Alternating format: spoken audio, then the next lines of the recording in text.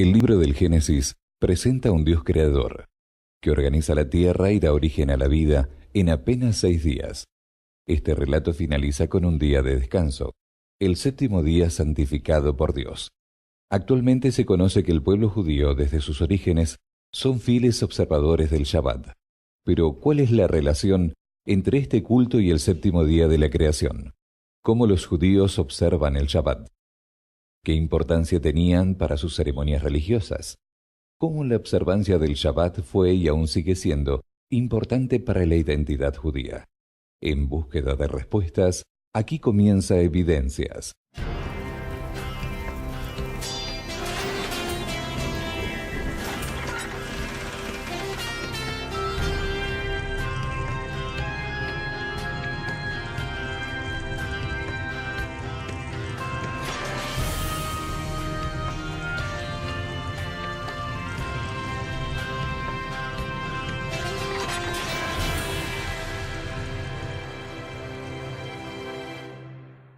Los judíos son conocidos culturalmente por seguir sus reglas y doctrinas de manera bastante ortodoxa.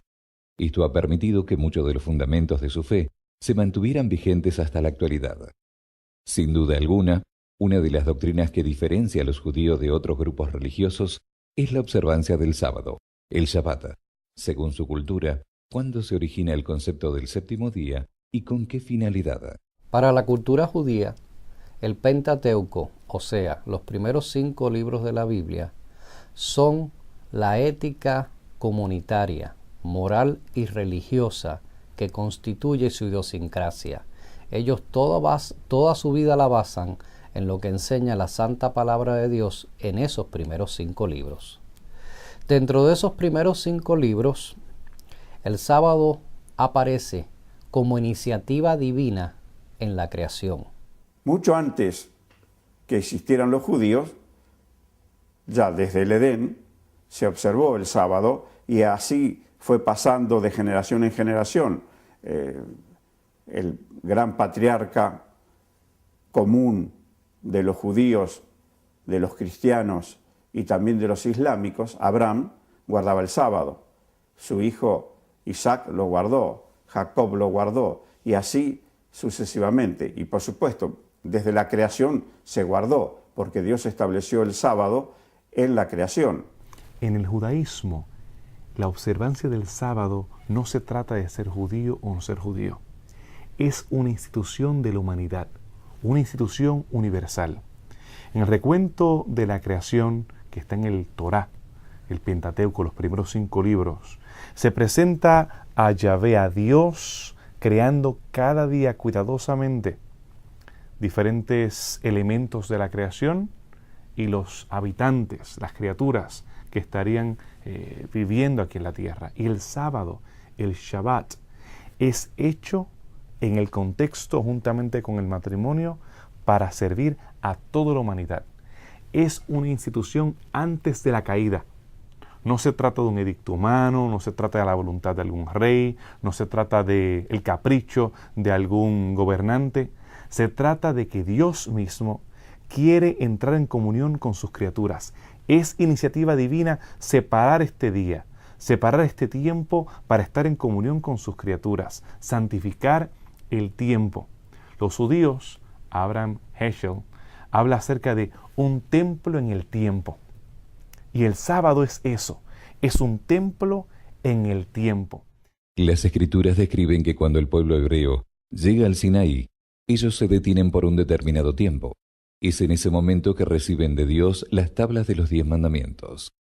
Muchos defienden que fue solo a partir de ese entonces que el pueblo hebreo, y como consecuencia el pueblo judío, comenzó a venerar y a observar el séptimo día. Pero, ¿realmente esto es así? ¿Qué evidencias bíblicas podrían presentar una opinión diferente? Los primeros guardadores del séptimo día fueron Adán y Eva. En cuanto a los hebreos, no tenemos evidencia concreta que Abraham fuera un guardador del sábado.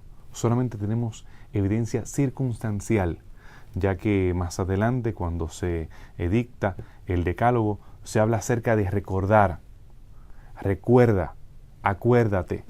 Vemos que en el contexto del maná, cuando era recogido y cuando se tenía que preparar para el día sábado, hay también el sentido de una memoria, de un antecedente, de experiencias de guardar el sábado. Sabemos que aunque el sábado aparece en el Génesis, se comienza a vislumbrar la importancia del sábado a partir del Éxodo con Moisés.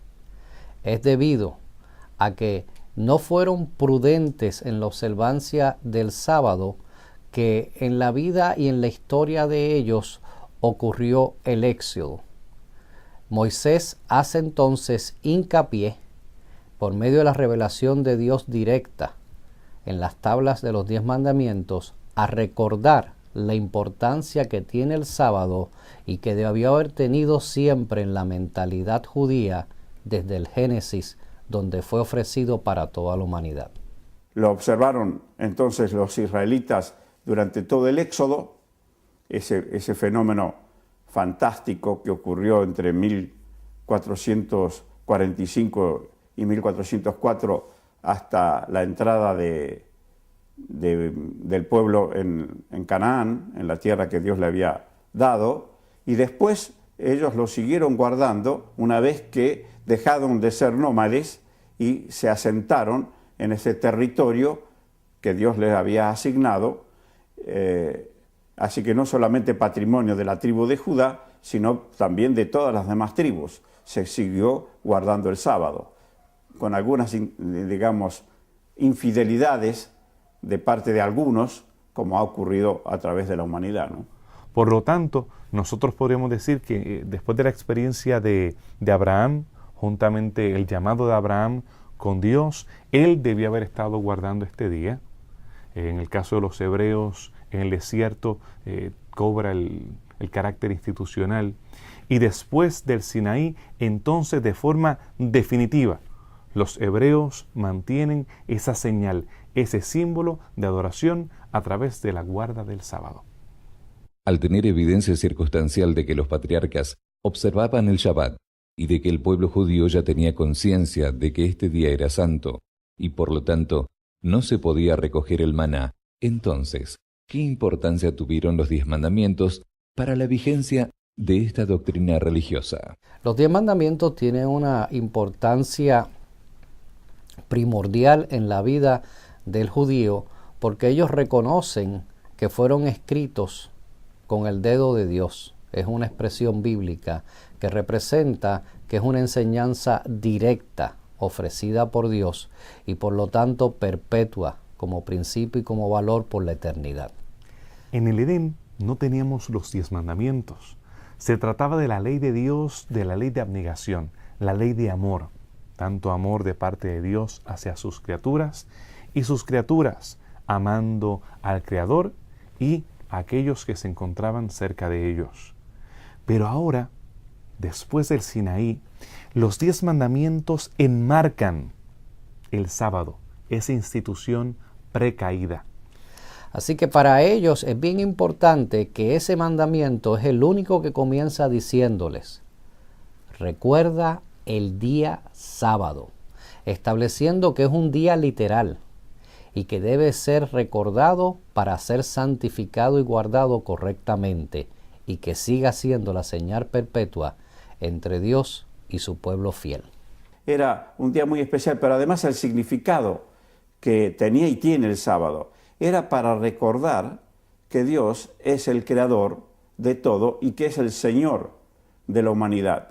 Por eso se dice que si se hubiera guardado el sábado, no hubiera habido y no habría ateos sobre la tierra, porque todas las semanas el sábado debía recordar que Dios creó todas las cosas. Tendríamos que recordar a un Dios creador de todo. Las cosas no vinieron por casualidad a la existencia, sino que vinieron dentro de un plan perfectamente diseñado por Dios, con un creador detrás de todo, que a su vez es un creador que se ocupa de la humanidad, no que creó al ser humano y lo dejó librado a su suerte, sino que se ocupa de él. Y es interesante nosotros comparar ese pacto, ese compromiso que hay juntamente con otros pactos, otros compromisos del antiguo Cercano Oriente. Había ya en el antiguo Cercano Oriente pactos entre soberanos y vasallos. Lo interesante es que cambiaron a través del tiempo. Si nosotros vamos al imperio neoasírico, el siglo VIII, el siglo IX, vemos que estos pactos tienen una fórmula diferente a las de los pactos de la época de Bronce Tardío, hablando de 1500 años antes de Cristo. La fórmula, el orden era diferente. Y al nosotros tener la oportunidad de leer el luviano, el hitita, el lenguaje que se encontraba en Anatolia, hemos podido ver algunos pactos y ver que la fórmula que aparece en el Decálogo, en los 10 mandamientos, es similar a esta fórmula, una fórmula contemporánea de la época de Bronce Tardío, en el cual el soberano hablaba acerca de los bienes que había hecho con los vasallos. Vemos en Éxodo 20 que nos dice que yo soy Jehová, que los saqué de la tierra de Egipto, de la tierra de servidumbre. Después se hacen estipulaciones. Entonces se presentan bendiciones, maldiciones por obedecer o violar el pacto, y se presentan los testigos. En el caso de Israel, vemos que dentro de estas estipulaciones, al igual que en el caso de los pactos hititas, había un sello. Y en ese sello estaba el nombre del soberano, su título y su territorio. En el caso de algún rey, pues sería el rey Efraín Velázquez, bajo el dominio de Puerto Rico y el Caribe. Y entonces el título grande y poderoso, como ellos, los ególatras reyes, se ponían títulos así sofisticados. Pero ahora, ¿qué tenemos en el Decálogo? Que en el centro tenemos el nombre de Yahvé, el nombre de Jehová, quien hizo los cielos y la tierra, y el Dios sobre todas las cosas. Esos elementos están presentados en el Decálogo. Así que los 10 mandamientos se convierten en el marco del sábado, el cual se convertiría entonces en una señal entre Yahvé, entre Dios y su pueblo.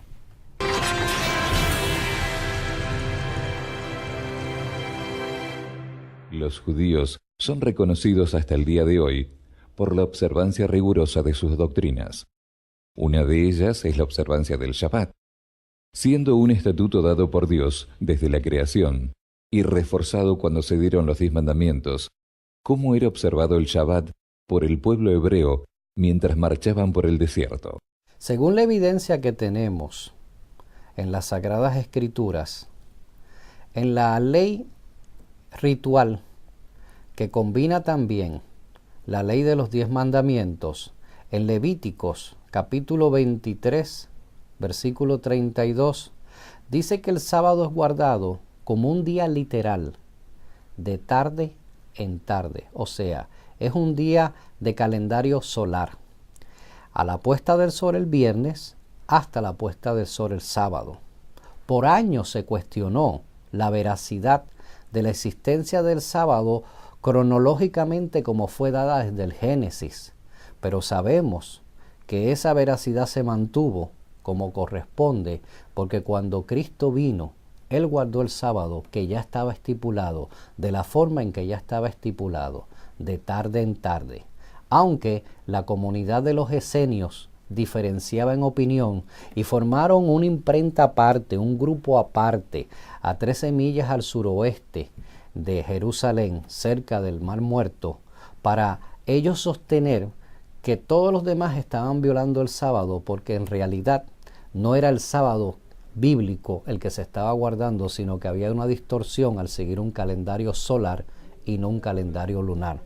Pero repetimos, Jesús echa por tierra con su testimonio esa argumentación de los esenios, la cual como grupo religioso tampoco aparece dentro del canon, tampoco aparece dentro de los escritos bíblicos del primer siglo. Es interesante que ese documento magnífico que es las Sagradas Escrituras, que sin ser un libro de historia es una gran fuente para la historia, relata que el pueblo de Israel,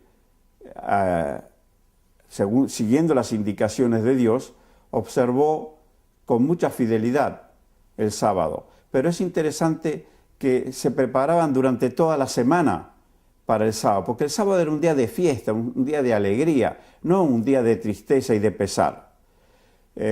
La preparación era muy minuciosa, Dios dio indicaciones para todos los órdenes de la vida. Por ejemplo, en cuanto a los alimentos, nosotros recordamos que obviamente como no había freezer transportable, había que acumular los alimentos, pero por poco tiempo. ¿Y qué alimentación tenía en el desierto? La que le proveía Dios, la que le proveyó Dios durante esa peregrinación de 40 años por el desierto, fue el maná y también codornices. Y todos los días Dios le proveía, la porción suficiente para alimentar a cada familia. Pero les dijo Dios que eso lo recogieran todos los días, menos el viernes, que tendrían que recoger doble porción, doble ración, porque el sábado no la daría. Hay registro, en la Biblia se registra que algunos un poco ansiosos, cualquier otro día de la semana recogían más, pero ocurre que se les echaba a perder. Pero el viernes, cuando recogían más, digamos doble ración, no se echaba a perder. Y duraba perfectamente ese periodo de 24 horas hasta que 24 horas después Dios volvía a proveerles el alimento fresco. Así que el viernes, cuando ocurría la recepción del sábado, que no tenemos todos los detalles, no hay Talmud de ese tiempo, lo tenemos posterior del periodo babilónico y demás, pero no tenemos de ese tiempo. Pero sí entendemos que en el viernes las familias deberían reunirse. Es probable que hubiese una recepción de sábado cerca del tabernáculo. No todos dentro del tabernáculo, pero sí contemplando, me puedo imaginar la columna de fuego. Cuando de ser una nube durante el día, ahora esa columna de fuego se centraba en el medio del santuario. Tenía que ser impresionante. Ellos probablemente, como hacen los judíos hoy, ellos cantaban, danzaban y se gozaban en el sábado. Parte del sábado es el elemento de gozo, de júbilo, porque durante la semana han tenido que trabajar, durante la semana han tenido que hacer muchas cosas y ahora es el día especial, un día en el cual ellos entran en comunión unos con otros y lo celebran. Parte de los elementos interesantes en el judaísmo acerca de la observancia del sábado es el coito, el cual es alentado, la relación entre el hombre y la mujer, de la misma manera que Adán y Eva se conocieron durante esas horas del sábado, ese viernes. Entonces el judío celebra la vida, celebra el gozo de lo que Dios le ha dado durante ese día. Y precisamente hasta el día de hoy celebra de la misma manera la unión matrimonial durante las horas del sábado. La Biblia relata que cuando Moisés subió al monte Sinaí, Dios escribe con su dedo las tablas de los 10 mandamientos y se las entrega. Aparte de eso, Dios también lo instruye sobre las leyes ceremoniales, las leyes morales y las leyes de salud que deberían regir al pueblo hebreo. Por último, Moisés también es instruido a construir un santuario, una tienda de adoración para Dios. ¿Qué importancia tuvo el santuario para la religión judía? Cuando hablamos acerca de el tabernáculo en el desierto, debemos recordar que no podemos asociar las ideas modernas de iglesia con lo que ocurría en el desierto. El tabernáculo no era un lugar de reunión donde había bancas, donde la gente se sentaba a escuchar un sermón, sino que era el lugar donde habitaba la presencia de Dios. El santuario era el centro de la adoración. Al principio no lo tenían.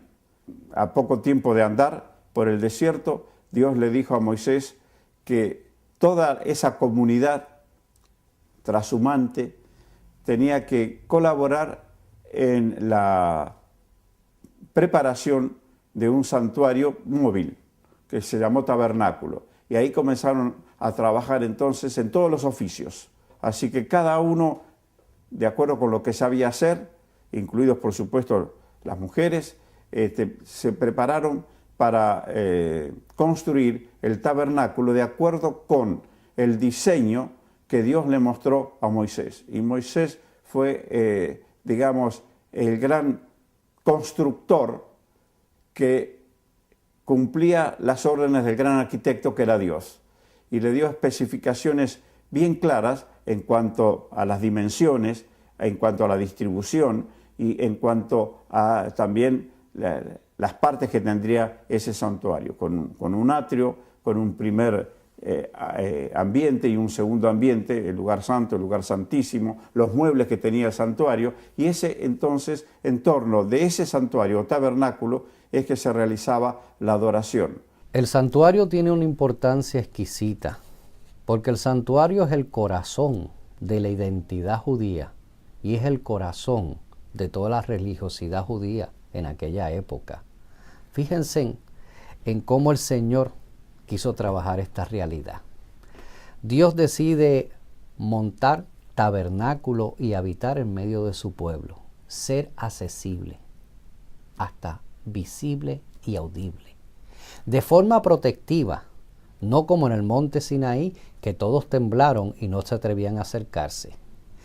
Y denota también humildad de parte de Dios, porque las cubiertas del santuario eran cubiertas de piel, sin ningún atractivo, pero en el interior estaba la belleza, estaba la majestad, la teofanía manifestada del único Dios verdadero y eterno por la eternidad.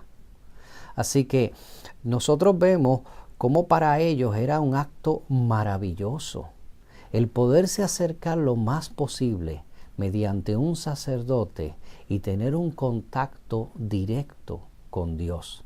Es tu conciencia frágil, débil, infinita, como comunidad, como colectividad, acercada a la conciencia eterna, pura e infinita de Dios. Y en ese santo sábado, donde había ese encuentro soberano, puro, santificador, el pueblo se deleitaba. De hecho, hacían sacrificios que representaban el sacrificio que luego Jesús iba a hacer. Y estos sacrificios creaban una conciencia de pertenencia, una conciencia de que no eran hormiguitas perdidas en el desierto, sino que había un Dios poderoso protegiéndolos y dirigiéndolos. Una paternidad que, a pesar de ser una nación pequeña y aún débil, tenía un poderoso gigante que los defendía y les daba no solamente libertad, sino prosperidad espiritual y material constantemente a ellos. Así que era un momento de recogimiento, un momento humano y también de reflexión divina. Durante su historia, los judíos han buscado fielmente observar sus estatutos religiosos, principalmente con respecto al Shabbat. Esta doctrina, en particular, los diferenció de los otros pueblos y sus costumbres religiosos, y esto se sigue dando hasta el día de hoy. Por lo tanto, ¿qué importancia tuvo la observancia del Shabbat para la identidad del pueblo de Israel? Los pueblos del antiguo cercano oriente tenían diferentes festivales o festividades, días especiales basados en ciclos lunares y en otros elementos astrológicos. Es Israel quien tiene este particular día, un día especial, lo cual es criticado más adelante. Algunos historiadores, especialmente durante el tiempo grecorromano, ellos se mofan o critican o hacen referencia al guardar el sábado por parte de los judíos.